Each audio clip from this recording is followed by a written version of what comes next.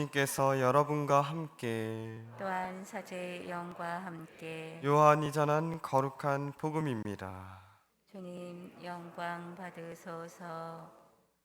그때 예수님께서는 올리브산으로 가셨다. 이른 아침에 예수님께서 다시 성전에 가시니 온 백성이 그분께 모여들었다. 그래서 그분께서는 앉으셔서 그들을 가르치셨다. 그때 율법학자들과 바리사이들이 가늠하다 붙잡힌 여자를 끌고 와서 가운데에 세워놓고 예수님께 말하였다. 스승님, 이 여자가 가늠하다 현장에서 붙잡혔습니다.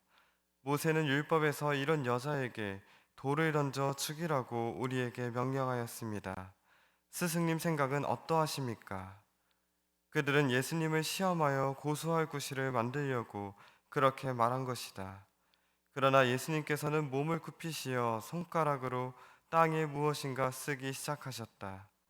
그들이 줄곧 물어대자 예수님께서 몸을 일으키시어 그들에게 이르셨다. 너희 가운데 죄 없는 자가 먼저 저 여자에게 돌을 던져라. 그리고 다시 몸을 굽히시어 땅에 무엇인가 쓰셨다.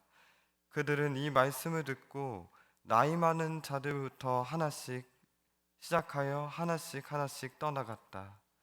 마침내 예수님만 남으시고 여자는 가운데에 그대로 서 있었다. 예수님께서 몸을 일으키시고 그 여자에게 여인아, 그 자들이 어디 있느냐? 너를 단죄한 자가 아무도 없느냐? 하고 물으셨다. 그 여자가 선생님, 아무도 없습니다. 하고 대답하자 예수님께서 이르셨다. 나도 너를 단죄하지 않는다. 가거라. 그리고 이제부터 다시는 죄 짓지 마라. 주님의 말씀입니다. 그리스도님 참여합니다. 앉으십시오.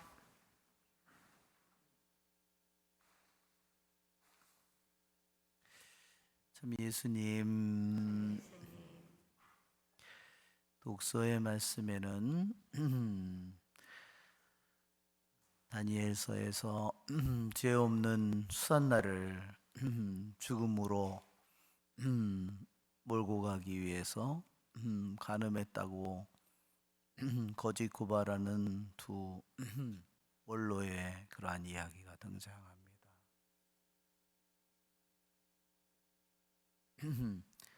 그렇지만 하느님께서는 수산나의 기도를 들으셨고 한 젊은이의 거룩한 영을 깨우셨다고 그렇게 기록되어 있습니다. 우리는 인간에게 지성도 있고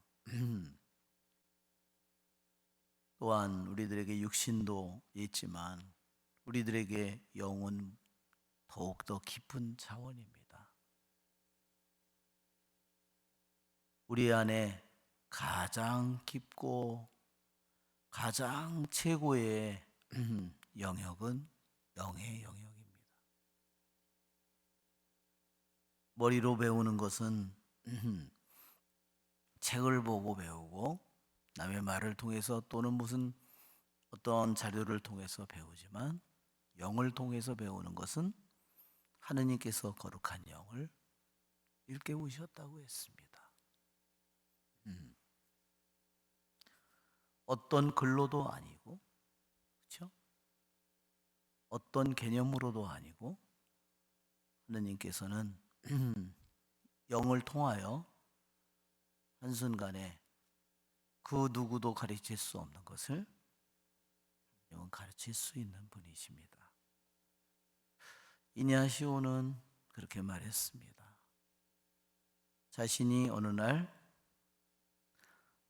환시를 받았는데 그 환시의 깨달음이 자기가 일생 동안 자기가 책에서 배운 것보다 더 많은 깨달음을 한순간에 주셨다.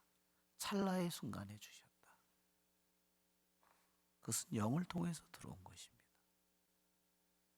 그들이 거짓 고발을 어떻게 했는지, 그들이 어떠한 나쁜 생각을 하고 있는지 그 모든 것들을 어떻게 그들의 악이 드러나게 할 수 있는지,